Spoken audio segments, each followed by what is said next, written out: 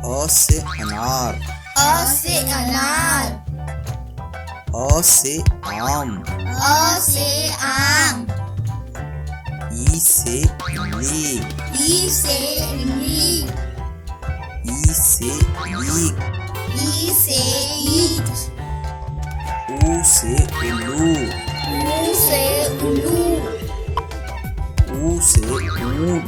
ऊ से ऊंट। री से ऋषि। री से ऋषि। ऐ से एड़ी।